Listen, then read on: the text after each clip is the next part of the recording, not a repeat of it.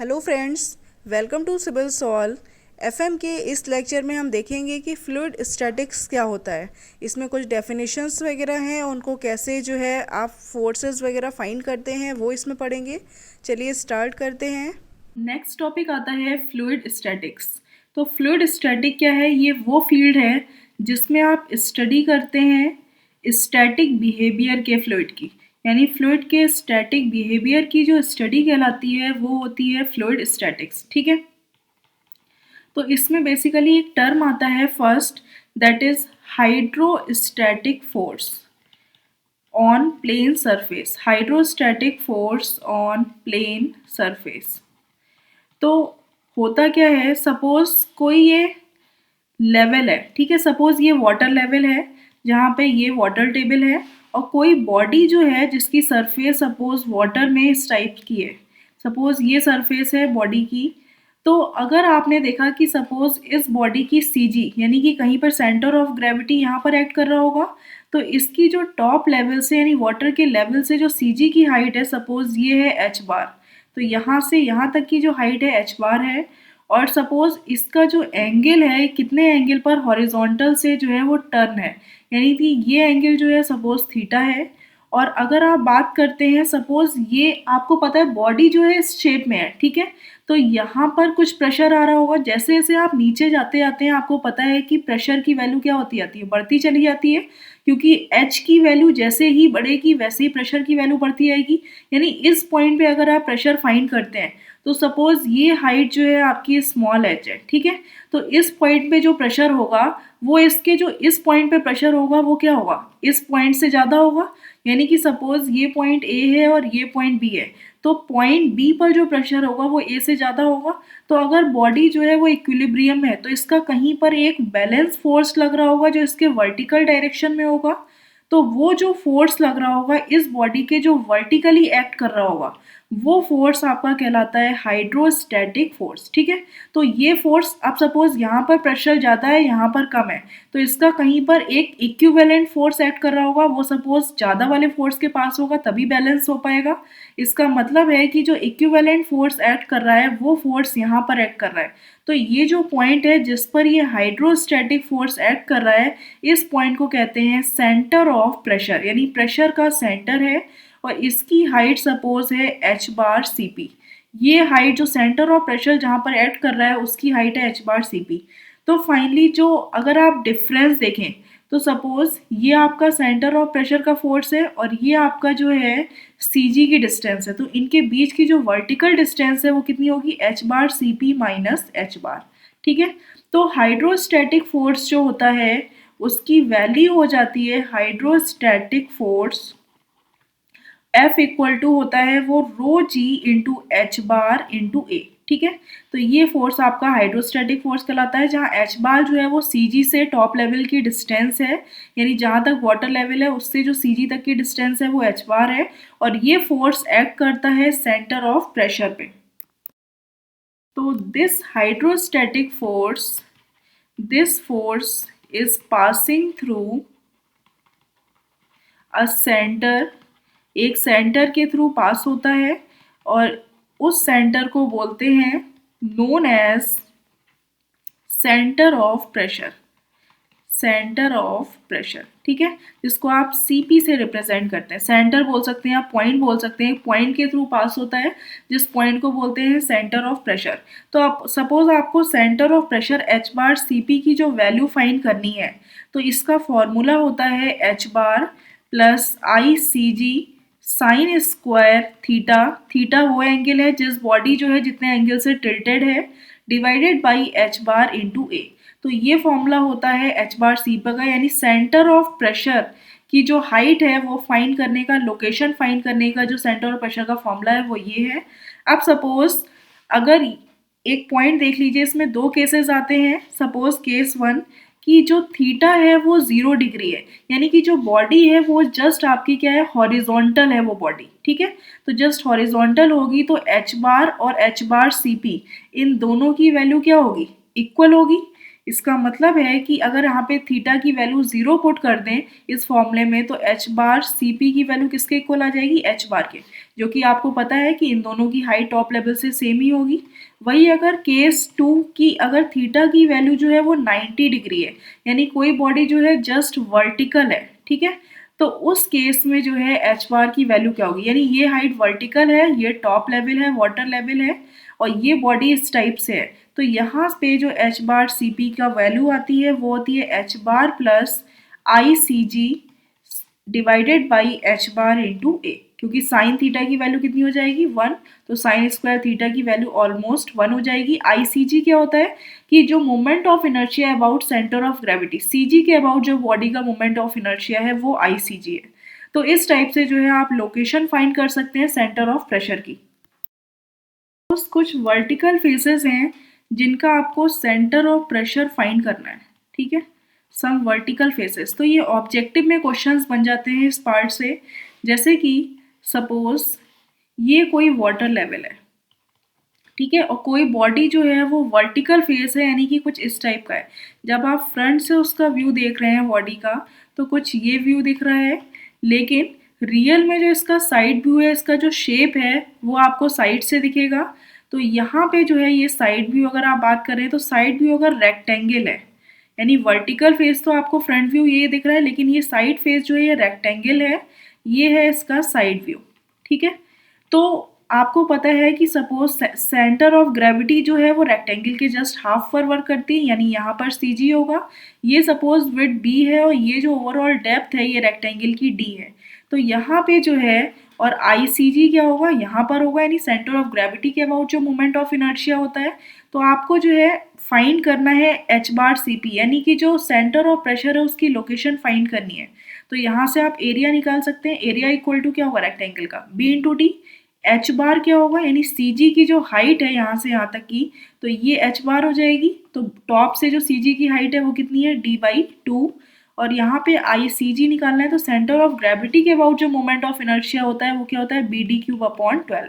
तो यहाँ से एच बार सी पी की वैल्यू क्या हो जाएगी, एच बार यानी कि D by 2 plus I C g, तो आई सी जी क्या है b D cube upon 12 into sine square theta, तो आपको पता है 90 डिग्री पे इसकी वैल्यू 1 होगी, divided by H bar into A, तो एच बार की वैल्यू डी बाई 2 है, इंटू एरिया की वैल्यू है बी इंटू डी। तो जब आप इसको सॉल्व करेंगे तो overall H bar C P की वैल्यू कितनी आ जाएगी 2d अपॉन 3, यानी कि जो सेंटर ऑफ प्रेशर की लोकेशन होगी वो 2d बाई 3 पर होगी, कहीं यहाँ पर होगी, ठीक है, क्योंकि आपको पता है यहाँ पर इस पॉइंट पे अगर आप प्रेशर देखें तो क्या होगा जीरो होगा, क्योंकि एच बार की वैल्यू जीरो, एच की वैल्यू जीरो है। यहाँ पे अगर आप बात करेंगे तो ये डी डिस्टेंस पे रो जी डी हो जाएगा, तो इसका अल्टीमेट जो फोर्स हाइड्रोस्टैटिक फोर्स एक्ट करेगा वो 2d बाई 3 पर एक्ट करेगा। तो ये वैल्यू ध्यान रखिएगा, रेक्टेंगल के केस में अगर वर्टिकल फेस है तो उस केस में जो सेंटर ऑफ प्रेशर की लोकेशन होती है वो 2d बाई 3 पर होती है। अब सपोज साइड व्यू जो है वो ट्रायंगल है, कुछ इस टाइप का है, ठीक है, तो ये वर्टिकल ट्रायंगल है, ये जो है इसकी सपोज ओवरऑल जो हाइट है वो d है और यहाँ पे ये जो विड्थ है वो b है, ठीक है।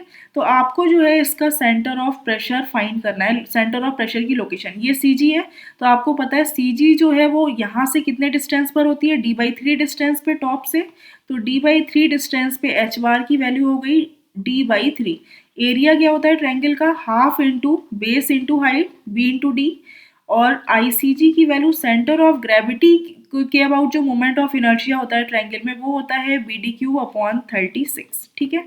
तो finally H bar C P की वैल्यू कितनी आ जाएगी, एच बार यानी कि D by 3 plus I C G B D cube upon 36 divided by H bar यानी D by 3 into area B into D divided by 2। तो finally जब आप इसको सॉल्व करेंगे तो एच बार सी पी की वैल्यू आ जाती है डी बाई 2।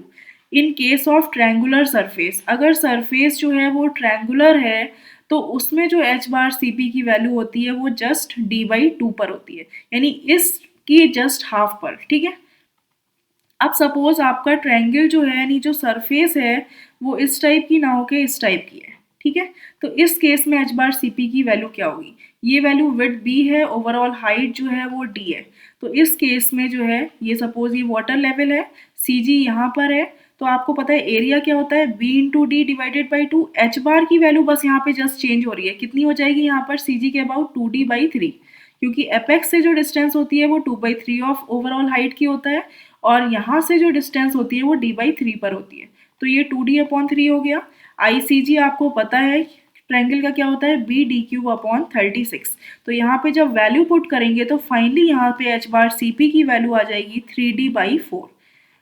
तो इस टाइप की अगर सरफेस है जिसमें एपेक्स जो है वो टॉप लेवल पर है, तो उस केस में जो h/CP की वैल्यू होती है वो होती है 3d/4। अब सपोज नेक्स्ट सरफेस जो है वो अगर है सर्कुलर, ठीक है, ये सरफेस है सर्कुलर जिसका ओवरऑल जो रेडियस है वो सपोज r है और ये जो है CG है, ठीक है। तो इस केस में जो है एरिया क्या होगा सर्किल का, πr², और यहाँ पे h की वैल्यू क्या हो जाएगी, रेडियस जस्ट r, और आपको पता है ICG की वैल्यू कितनी होती है, π/4 इंटू r⁴ या π/64 d⁴। तो d को आपने रेडियस के टर्म में कन्वर्ट कर लिया तो π/4 इंटू r⁴। तो जब आप पुट करेंगे फॉर्मूले में तो h/CP यानी जो सेंटर ऑफ प्रेशर की लोकेशन है वो आ जाएगी 5r/4। तो ये जो है ऑब्जेक्टिव में पूछ लेते हैं कभी कभी कि कितना जो है सेंटर ऑफ प्रेशर की लोकेशन कहाँ पर होगी, तो ये पॉइंट ध्यान में रखिएगा। एक क्वेश्चन देख लीजिए, the depth of centre of pressure in rectangular lamina जिसकी हाइट h है with one side in liquid surface is at, यानी कि डेप्थ जो रेक्टेंगुलर लैमिना है जिसकी हाइट h है उसका depth of centre of pressure find कर रहे हैं, पूछ रहे हैं, ठीक है। तो आपको पता है आप यहाँ से फाइंड कर चुके हैं h/CP की वैल्यू, तो क्या हो जाएगी 2h/3। नेक्स्ट है the point in the immerse body through which the resultant pressure of liquid में बी टेकन एज, यानी कोई बॉडी जो है इमर्स है तो उसमें टोटल रिजल्टेंट प्रेशर जो एक्ट करता है जिस पॉइंट पे, वो पॉइंट क्या कहलाता है आपका, Meta centre, centre of pressure, centre of buoyancy या सेंटर ऑफ ग्रेविटी। तो वो पॉइंट, वो जो हाइड्रोस्टैटिक फोर्स एक्ट करता है वाटर के अंदर इमर्स बॉडी में, तो वो फोर्स एक्ट करता है जिस पॉइंट पर, उसको कहते हैं centre of pressure. Next question है the centre of pressure is, centre of pressure होता क्या है, ये वो सेंट्रॉइड है सबमर्ज्ड एरिया, जितना एरिया जो है सरफेस का सबमर्ज है वाटर में उसका सेंट्रॉइड कहलाता है, या सेंट्रॉइड ऑफ प्रेशर प्रिज्म जो है उसका सेंट्रॉइड, या independent of orientation of area, यानी जो एरिया है उसके ओरिएंटेशन उसके शेप से इंडिपेंडेंट होता है। A point on the line of action of resultant force, जहाँ पर रिजल्टेंट फोर्स एक्ट करता है उसका लाइन ऑफ एक्शन का जो पॉइंट है वो आपका कहलाता है सेंटर ऑफ प्रेशर। तो आपको पता है जो हाइड्रोस्टैटिक फोर्स जहाँ पर एक्ट करता है रिजल्टेंट फोर्स, वो फोर्स जिस पॉइंट पर एक्ट करता है उसको कहते हैं सेंटर ऑफ प्रेशर। तो ये वो पॉइंट है on the line of action of resultant force जहाँ पर रिजल्टेंट फोर्स ओवरऑल एक्ट कर रहा है, और वो रिजल्टेंट फोर्स आपका कहलाता है हाइड्रोस्टैटिक फोर्स। नेक्स्ट क्वेश्चन है from centre of gravity the centre of pressure for a vertically emerge surface lies at, vertically emerge कह दिया, इसका मतलब है थीटा की वैल्यू 90 है, तो ये जो है CG से सेंटर ऑफ प्रेशर कितने वैल्यू नीचे लाई करता है या अबव लाई करता है, तो आपको पता है फॉर्मूला क्या होता है, h/CP = h प्लस ICG जिसको IG लिख दिया है साइन स्क्वायर, थीटा वर्टिकली है इसकी वैल्यू 1 हो गई, divided by h into A, ठीक है, A of centre of gravity से जो ओवरऑल एरिया है। तो सपोज ये आपका A है, यहाँ पे HG मतलब है कि जो h की वैल्यू है। तो अब ये कह रहे हैं कि जो सेंटर ऑफ प्रेशर की लोकेशन है वो कहाँ पर है, तो h/CP माइनस h अगर आप देखते हैं, क्योंकि सेंटर ऑफ ग्रेविटी से निकालना है, तो इसकी वैल्यू क्या हो जाएगी, IG divided by HG into A, यानी कि कोई वर्टिकल सरफेस है जो कि इमर्स्ड है बॉडी में, तो इसका CG यहाँ पर है, तो ये वैल्यू तो h हो गई, और यहाँ पर कहीं वैल्यू है जिसकी वैल्यू है सपोज ये h/CP, तो इनमें जो है ये कितना वैल्यू बिलो लाई करेगा, क्योंकि आपको पता है जब इनका डिफरेंस निकाला तो ये वैल्यू पॉजिटिव आ रही है, इसका मतलब है h/CP की वैल्यू क्या होगी, h से बिलो होगी, तो ये तो ऑप्शन हो गया बिलो। अब कितनी वैल्यू, IG/HG इंटू A, तो A ऑप्शन जो है वो आपका करेक्ट हो जाएगा। और ऑप्शन क्या है, इतनी वैल्यू अबव लाई कर रहा है, AHG/IG बिलो लाई कर रहा है या 0 पे है, तो ये जो डिफरेंस है ये ओवरऑल क्या होगा आपका इक्वल। अब वही अगर हॉरिजॉन्टल सरफेस होती तो हॉरिजॉन्टल सरफेस में इनका जो डिफरेंस होता CG का वो वैल्यू क्या हो जाती 0, ठीक है, लेकिन यहाँ पर सरफेस कैसी है, वर्टिकली इमर्ज्ड है, तो उस केस में ये वैल्यू जो है A ऑप्शन करेक्ट होगा। अब बात करते हैं नेक्स्ट टॉपिक है hydrostatic force on curved surfaces. अगर सरफेसेस कर्व्ड हैं तो उस केस में हाइड्रोस्टैटिक फोर्स कैसे फाइंड करेंगे, ठीक है। तो ये सपोज हॉरिजॉन्टल, ये सपोज वाटर लेवल है और यहाँ पर कोई एक ये फिक्स सरफेस है और एक जो सरफेस है, ये सरफेस है मेनली, इसको जो है यहाँ से फिक्स्ड किया हुआ है, ठीक है।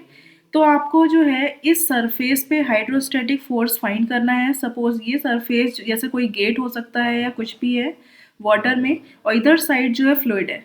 तो सपोज इस पॉइंट पे, इस जो सरफेस पे जो हाइड्रोस्टैटिक फोर्स आएगा, सपोज ये कोई पॉइंट है जिस पे रिजल्टेंट जो हाइड्रोस्टैटिक फोर्स है वो इस टाइप से आ रहा है, क्योंकि कर्व सरफेस है तो इसमें हॉरिजॉन्टल और वर्टिकल कंपोनेंट दोनों ऐड करेंगे। यानी कि जो हॉरिजॉन्टल फोर्स होगा वो सपोज ये ऐड कर रहा है FH, और जो वर्टिकल फोर्स ऐड करेगा सपोज FB है, ठीक है। तो इस केस में इधर साइड सपोज ये जो है इस गेट के लेफ्ट साइड जो है फ्लूइड है, तो इस केस में यहाँ से जो सेंटर से जो हाइट होगी इस फोर्स की, यानी सेंटर ऑफ प्रेशर यहाँ पे एक्ट कर रहा है, तो इसकी हाइट जो है वो सपोज स्मॉल h है, ठीक है। और इसकी जो CG है सपोज, तो इसकी CG से जो डिस्टेंस है वो सपोज h बार है। तो यहाँ पे जो हॉरिजॉन्टल फोर्स की वैल्यू आएगी वो हो जाएगी आपकी हॉरिजॉन्टल फोर्स इक्वल टू, यानी FH, इसकी वैल्यू होगी रो जी H bar into A of H। यानी कि जो एरिया आप फाइंड करेंगे वो हॉरिजॉन्टल प्रोजेक्शन लेंगे। सपोज ये है आपका, ये कोई कर्व्ड सरफेस है, ठीक है। तो इसका जो हॉरिजॉन्टल प्रोजेक्शन एक तो ये आएगा और इसका ये प्रोजेक्शन आ रहा है। तो जो हॉरिजॉन्टल प्रोजेक्शन है जैसे कि ये, ठीक है, तो ये इंटू अंदर डायरेक्शन में जो उसकी विड्थ होगी वो कंसीडर करेंगे एरिया AH। वही अगर आप वर्टिकल फोर्स फाइंड करते हैं तो वर्टिकल फोर्स की जो वैल्यू होती है उसको FV से रिप्रेजेंट करते हैं, वो होता है रो जी इंटू वी। तो जहाँ पर ये V वॉल्यूम जो होता है वो होता है आपका वॉल्यूम एबव दी कर्व सरफेस, यानी कर्व सरफेस के एबव जितना भी वॉल्यूम आ रहा है अप टू फ्री सरफेस, यानी फ्री सरफेस तक, अप टू फ्री सरफेस, तो वो वॉल्यूम जो है यहाँ पर कंसीडर करेंगे। जैसे ये कर्व सरफेस है तो इस पॉइंट का अप टू फ्री सरफेस तक ये प्रोजेक्शन हो गया, और इस पॉइंट का अप टू फ्री सरफेस तक ये प्रोजेक्शन हो गया। तो ये जो टोटल वॉल्यूम आएगा इस सरफेस के ऊपर वो वॉल्यूम आप यहाँ पे कंसीडर करेंगे। सपोज जो वॉल्यूम है, सपोज कोई कर्व सरफेस जो है इस टाइप की है, ये वाटर लेवल है, यहाँ पे ये सपोज यहाँ से फिक्स्ड है, और कर्व सरफेस जो है कुछ इस टाइप की है, ठीक है। ये कर्व्ड सरफेस है और यहाँ पे ये सरफेस जो है इस टाइप से फिक्स है।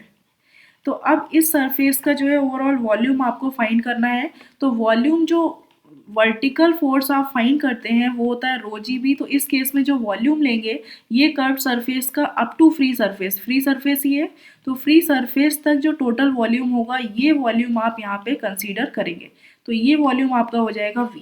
वही अगर सपोज सरफेस जो है कुछ इस टाइप की है, ठीक है, सिंपली ये कर्व्ड सरफेस है, तो इस सरफेस पे जो है आपको सपोज फाइंड करना है ओवरऑल वॉल्यूम। तो ये सरफेस तो फ्री पॉइंट पे है ही, और इसका जो है फ्री पॉइंट पे प्रोजेक्शन क्या हो जाएगा ये। तो ये जो वॉल्यूम आएगा, ये जो वॉल्यूम है ये आप कंसीडर करेंगे एज अ V।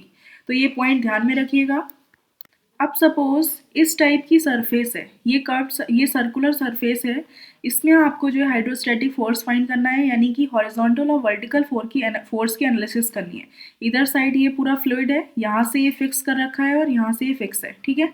तो बेसिकली अगर आप देखें तो फोर्स यहाँ पर फ्लूइड है, तो एक तो यहाँ पर ये फोर्स आएगा, फिर इसको अगर आप पार्ट्स में डिवाइड कर दें 4 पार्ट्स में, तो एक यहाँ पर जो फोर्स क्रिएट हो रहा होगा इसका जो रिजल्टेंट फोर्स होगा इस कर्व सरफेस का इस टाइप से होगा, इसका रिजल्टेंट फोर्स यहाँ पर इसके परपेंडिकुलर आ रहा होगा, और इस कर्व सरफेस का जो रिजल्टेंट फोर्स होगा वो कुछ इस टाइप से आ रहा होगा, ठीक है। तो यहाँ पर कोई फ्लूइड नहीं है इधर साइड, तो इस पर कोई भी फोर्स इस सरफेस पे नहीं आ रहा होगा। अब सपोज आपको हॉरिजॉन्टल फोर्स की एनालिसिस करनी है, तो जो हॉरिजॉन्टल फोर्स आएगा, हॉरिजॉन्टल फोर्स की एनालिसिस करनी है। आप सपोज ये जो सरफेस है इसको सपोज आपने 1 मान लिया, ये जो सरफेस है ये ओवरऑल 2 मान ली, और इसकी जो है ये 3 आपने कंसीडर करी।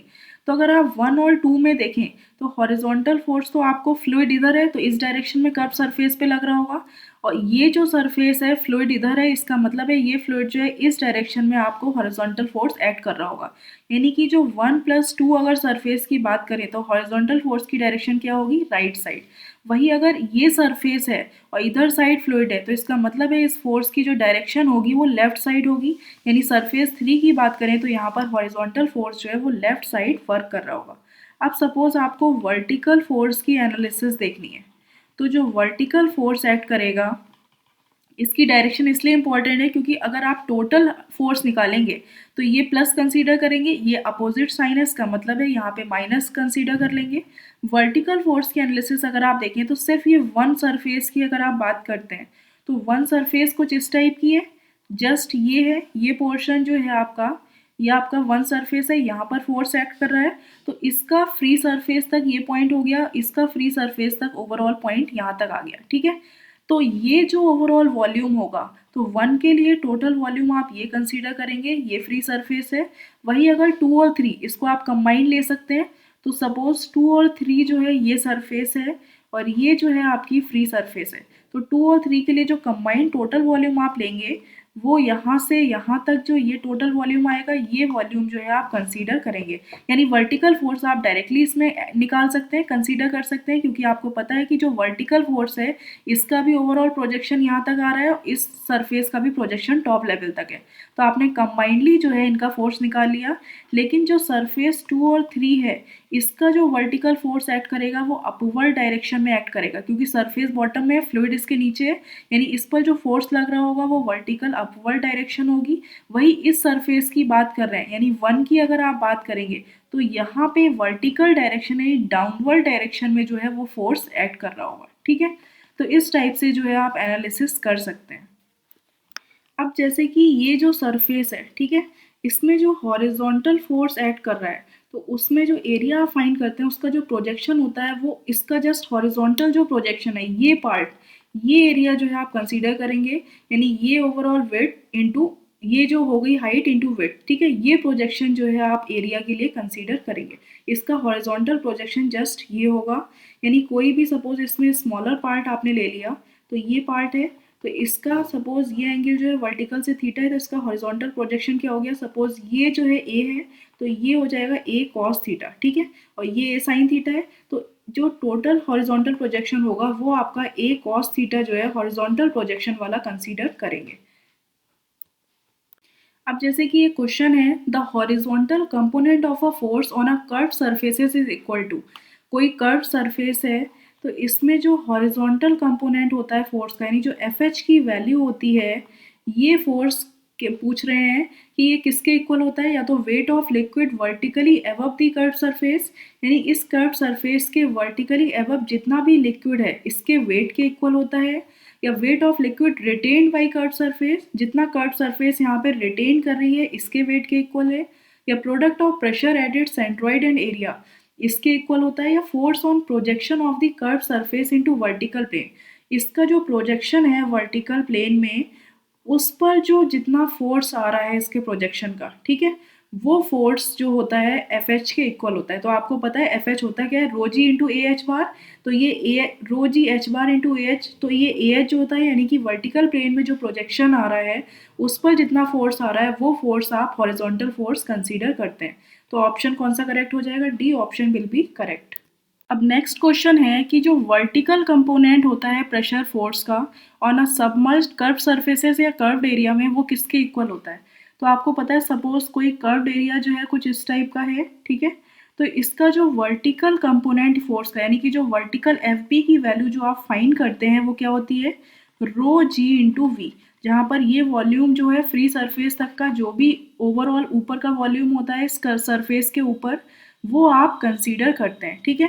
तो रो जी क्या होता है, ये यूनिट वेट हो गया इंटू वॉल्यूम, तो ये ओवरऑल क्या हो गया, डेंसिटी इंटू वॉल्यूम क्या होता है, टोटल वेट, तो ये ओवरऑल वेट हो गया जो कि कर्व सरफेस के ऊपर फ्री सरफेस तक ओवरऑल जितना भी आप कंसीडर कर रहे हैं, यानी कि इट्स हॉरिजॉन्टल कंपोनेंट, तो ये वर्टिकल कंपोनेंट हॉरिजॉन्टल कंपोनेंट के इक्वल नहीं होता।